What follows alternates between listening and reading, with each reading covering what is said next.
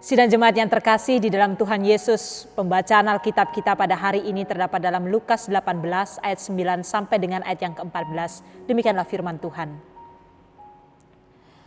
Dan kepada beberapa orang yang menganggap dirinya benar dan memandang rendah semua orang lain, Yesus mengatakan perumpamaan ini. Ada dua orang pergi ke bait Allah untuk berdoa, yang seorang adalah Farisi dan yang lain pemungut cukai. Orang Farisi itu berdiri dan berdoa dalam hatinya begini, "Ya Allah, aku mengucap syukur kepadamu karena aku tidak sama seperti semua orang lain, bukan perampok, bukan orang lalim, bukan pezina, dan bukan juga seperti pemungut cukai ini. Aku berpuasa 2 kali seminggu, aku memberikan 1/10 dari segala penghasilanku." Tetapi pemungut cukai itu berdiri jauh-jauh, bahkan ia tidak berani menengadah ke langit, melainkan ia memukul diri dan berkata, "Ya Allah, kasihanilah aku orang berdosa ini." Aku berkata kepadamu, orang ini pulang ke rumahnya sebagai orang yang dibenarkan Allah, dan orang lain itu tidak. Sebab barang siapa meninggikan diri, ia akan direndahkan, dan barang siapa merendahkan diri, ia akan ditinggikan. Demikianlah kebenaran firman Tuhan yang disampaikan kepada kita semua. Berbahagialah bagi kita yang bukan hanya membaca serta merenungkan firman Tuhan, tetapi kita mau melakukan dalam kehidupan kita sehari-hari. Haleluya. Sidang jemaat yang terkasih dalam Tuhan Yesus, Shalom. Bagaimana keadaan Bapak Ibu Saudara-saudari sekalian di tempat tinggal masing-masing? Kiranya damai sejahtera Allah tetap berada di tengah-tengah keluarga kita masing-masing. Baik, hari ini kembali Tuhan Allah berfirman kepada kita lewat kebenaran firman-Nya melalui cerita dalam Lukas 18 ayat 9 sampai dengan ayat yang ke-14. Ayat ini telah kita baca bersama dengan keluarga kita tadi, di mana menceritakan cerita mengenai antara orang Farisi dan pemungut cukai saat mereka datang kepada bait Allah untuk berdoa. Sidang jemaat yang terkasih dalam Tuhan Yesus, kita ketahui bersama bahwa dua orang ini adalah dua orang yang memiliki karakter serta nilai yang berbeda di hadapan masyarakat pada saat itu. Kalau kita melihat orang Farisi menduduki posisi sebagai orang yang sangat dihormati di tengah-tengah masyarakat Yahudi terutama. Karena orang Farisi dipercaya sebagai sekelompok orang yang sangat saleh dan juga taat dalam menjalankan setiap aturan agama secara ketat. Berbeda halnya dengan para pemungut cukai. Pemungut cukai adalah mereka atau kelompok yang dianggap sebagai kaki tangan pemerintah Romawi, sehingga mereka dikatakan seringkali berkhianat terhadap bangsa sendiri. Oleh karena mereka seringkali memungut pajak dengan harga nilai yang sangat amat tinggi. Itulah sebabnya mengapa pemungut cukai dikategorikan sebagai orang yang sangat berdosa di tengah-tengah masyarakat Yahudi. Sehingga pemungut cukai adalah orang yang tidak layak untuk berdoa masuk ke dalam bait Allah. Dengan latar belakang pemikiran semacam inilah yang membuat Yesus untuk memilih cerita ini dijadikan sebagai perumpamaan untuk mengantarkan pengajaran Yesus pada saat itu. Dan tentu oleh karena ini adalah latar belakang pemikiran masyarakat saat itu, mereka tidak akan heran, mereka tidak akan terkejut dengan apa yang menjadi cerita Yesus ini. Tetapi saat Tuhan Yesus memberikan pengajaran lewat cerita perumpamaan ini, bukan Tuhan mau mendukung dengan mengatakan bahwa apa yang menjadi pemikiran mereka pada saat itu adalah pemikiran yang benar, adalah pemikiran yang tepat. Tidak seperti itu. Sekalipun mungkin kalau kita melihat kedudukan Yesus pada saat itu hanyalah sebagai orang yang biasa saja. Yesus memang dikategorikan sebagai sosok guru, tetapi tidak semua orang menganggap Yesus guru pada saat itu, hanya sebagian orang saja. Sehingga Yesus juga tidak memiliki jabatan yang tinggi pada saat Yesus berada di bumi ini. Yesus sama seperti kalangan orang biasa lainnya. Tetapi sekalipun dengan latar belakang status sosial seperti itu, Yesus tidak pernah mencari nama dengan cara ia mendukung atau mengiyakan segala sesuatu yang ia lihat bahwa itu adalah hal yang salah. Itu adalah hal yang tidak tepat, itu adalah hal yang harus diubah. Sehingga Lewat cerita perumpamaan mengenai orang Farisi dan pemungut cukai ini, Tuhan Yesus bukan mau mendukung cara pikiran mereka pada saat itu, saat mereka memandang bagaimana orang Farisi dan bagaimana orang-orang pemungut cukai. Tetapi justru Tuhan Yesus mau mendobrak cara berpikir mereka yang sangat dangkal itu. Dengan cara Yesus mengakhiri cerita perumpamaannya dengan membandingkan antara orang Farisi dan juga pemungut cukai. Ternyata di akhir cerita ini Yesus justru mengatakan bahwa sang pemungut cukailah yang dibenarkan di hadapan Tuhan Allah. Karena barang siapa yang meninggikan diri, ia akan direndahkan. Dan barang siapa yang merendahkan diri, ia akan ditinggikan.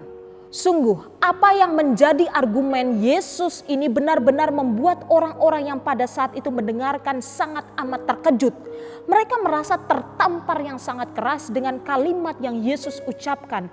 Karena ternyata apa yang selama ini mereka pikirkan benar, tidaklah benar bagi Yesus. Lewat cerita ini, Yesus mau menunjukkan bahwa semua orang itu sama di hadapan Tuhan Allah, yaitu semua orang adalah berdosa dan orang berdosa itu harus bertobat. Itulah sebabnya mengapa ayat introitus kita pada saat ini mengatakan bahwa Allah menentang orang congkak tetapi ia mengasihani orang yang rendah hati. Ya, perkataan Tuhan Allah ini tercermin dan tergambar sangat jelas dalam cerita perumpamaan yang Yesus sampaikan pada saat itu. Yesus mau menyampaikan bahwa Allah benci, Allah sangat membenci orang yang congkak, Allah sangat membenci orang yang sombong, Allah sangat membenci orang yang angkuh. Karena orang-orang semacam ini, orang-orang yang congkak, orang-orang yang angkuh, sombong adalah orang-orang yang sering kali mengesampingkan keberadaan Tuhan Allah dalam kehidupan mereka. Saat seseorang mengesampingkan keberadaan Tuhan Allah dalam kehidupan mereka, maka mereka akan sering kali melakukan segala sesuatu dengan semena-mena. Mereka akan melakukan segala sesuatu apa yang menguntungkan diri mereka sendiri tanpa memikirkan orang-orang yang ada di sekitar mereka.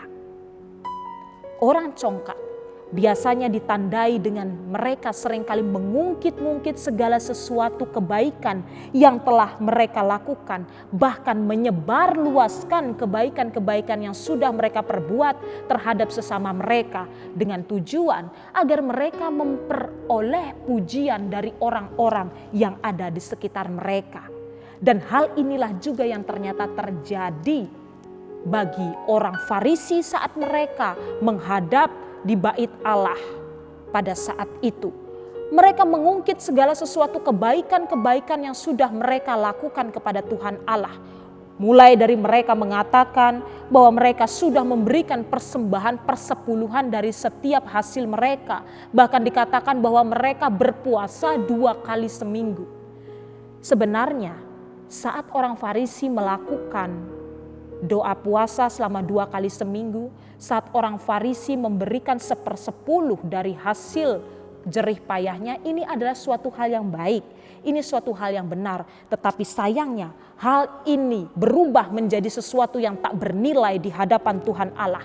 Karena kecongkakan orang Farisi tersebut di hadapan Tuhan Allah.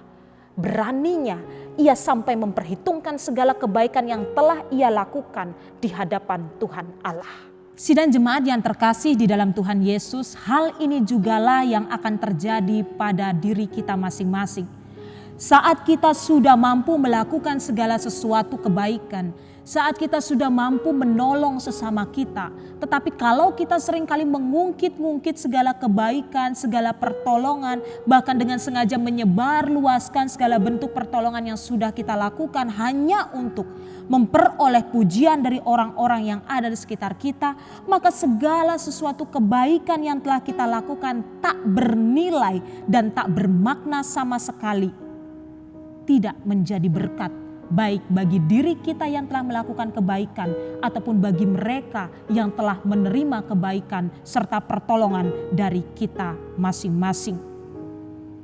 Kalau kita mau melakukan kebaikan, Baiklah kita lakukan kebaikan-kebaikan itu sebagai bentuk ucapan syukur kita kepada Tuhan kita Yesus Kristus. Karena Tuhan Yesus selalu senantiasa menyertai kita, senantiasa memberkati kita dalam segala situasi apapun. Bahkan sampai situasi terpuruk pun Yesus tidak pernah membiarkan kita menjadi umat yang ditinggalkan dalam masa kelaparan. Sidang jemaat yang terkasih dalam Tuhan Yesus, oleh sebab itu tidak ada hak sama sekali bagi kita untuk menyombongkan diri kita. Karena segala sesuatu apa yang ada pada kita, semua itu adalah titipan Tuhan yang Tuhan mau agar titipannya itu juga dapat menjadi berkat bagi orang-orang yang ada di sekitar kita. Baiklah kita dapat selalu memiliki kesadaran diri sama seperti sang pemungut cukai yang sadar diri bahwa dirinya penuh dengan dosa sehingga tak ada satu hal pun yang dapat menjadi alasan bagi sang pemungut cukai itu untuk menyombongkan dirinya di hadapan Tuhan Allah. Kita ini bukanlah apa-apa di hadapan Tuhan Allah. Kita menjadi sama seperti sekarang bukan karena kuat dan hebat kita, tetapi semua itu karena kesempatan yang Tuhan Allah berikan. Pelayanan yang kita lakukan selama ini tidak ada apa-apanya dibandingkan dengan pelayanan yang telah Yesus lakukan selama Yesus berada di muka bumi ini. Kebaikan-kebaikan yang telah kita lakukan juga tak sebanding dengan kebaikan-kebaikan yang telah Tuhan Yesus berikan kepada kita. Bahkan persembahan-persembahan yang sering kali kita berikan setiap kali kita beribadah, ataupun persembahan perpuluhan, persembahan ucapan syukur, itu kalau kita bandingkan tidak ada apa-apanya. Jikalau kita bandingkan dengan berkat yang telah Tuhan limpahkan dengan luar biasa bagi kehidupan kita pribadi lepas pribadi. Itulah sebabnya janganlah congkak, janganlah sombong, tetapi tetaplah rendah hati dan tahu diri di hadapan Tuhan Allah seperti apa yang dilakukan oleh seorang pemungut cukai dalam rangkaian cerita perumpamaan yang Yesus sampaikan.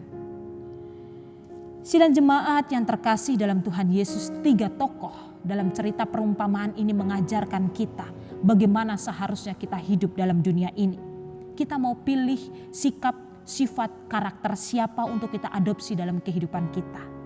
Apakah kita mau menjadi Tuhan Yesus yang siap berdiri ya di atas ya dan tidak di atas tidak, dengan tidak mengekor kepada sesuatu yang tidak benar hanya untuk mendapatkan pengakuan serta sesuatu yang menguntungkan diri sendiri dan merugikan orang lain? Atau kita mau menjadi seorang Farisi yang sangat sombong, yang sangat congkak, yang sangat angkuh hanya karena kebaikan-kebaikan yang telah kita lakukan dalam kehidupan kita dan mau memperhitungkan semuanya itu di hadapan Tuhan?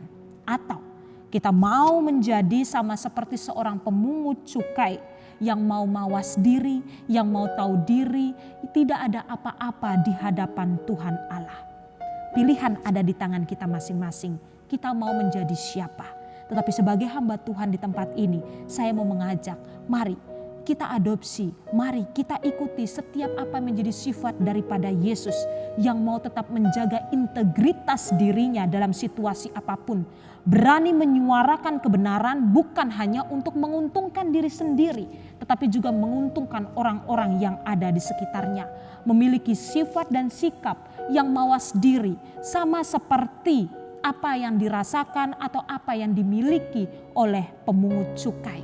Kita bukanlah apa-apa di hadapan Tuhan. Kita hanyalah manusia berdosa yang Tuhan telah tebus dosa kita di kayu salib. Ingat, mata Tuhan melihat apa yang kita perbuat.